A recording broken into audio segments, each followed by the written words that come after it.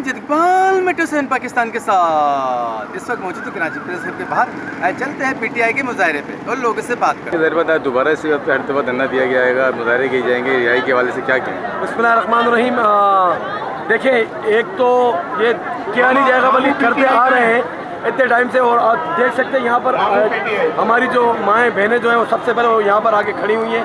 ہمیشہ عمران خان صاحب کے لیے رہائی کے لیے جو بھی احتجاج ہوتا ہے اس کے اندر سب سے پہلے جو ہے ہماری مائیں بہنیں یہاں پر آ کے کھڑی ہوتی ہیں. اس کے بعد مرد حضرات آپ کو نظر آتے ہیں. میں ان کو سلام پیش کرتا ہوں.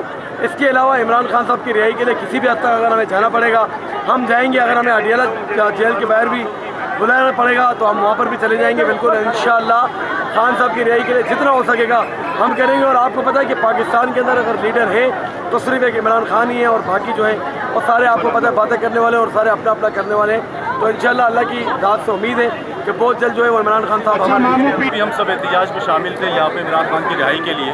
ہم سب کی صرف اور صرف ایک ہی خواہش ہے کہ عمران خان کو انصاف ملے اور اس کو رہا کیا جائے.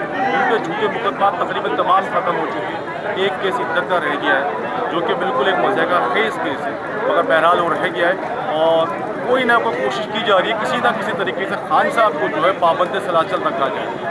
ان قریب انشاءاللہ سلاخت ٹوٹے گی اور خان صاحب باہر نکلیں گے اور ہم سب کے بیچ میں ہوں گے. آج کا یہ جلسہ, آج کا یہ احتجاج تھا, یہ بھی اسی کی ایک کڑی تھا.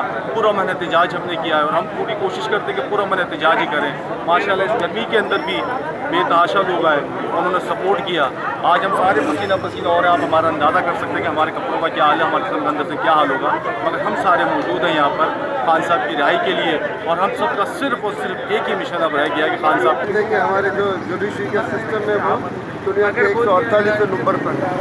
یہ جوڈیشری کا یہ سسٹم یہ ہے کہ دیکھ رہا ہے یہ جوڈیشری کے عمران خان کے اوپر جو مقدمات قائم کیے گئے مگر وہ ایکشن نہیں ہے. تو ہمیں سب سے پہلے تو جو جوڈیشری سے پروٹیسٹ ہے, اصل پروٹیسٹ جوڈیشری کے خلاف ہے. کیونکہ اگر نظام انصاف صحیح ہو تو پورا ملک صحیح ہوتا ہے, اور نظام انصاف کے صحیح نہ ہونے کی وجہ ہے کہ آج خان صاحب جیل میں.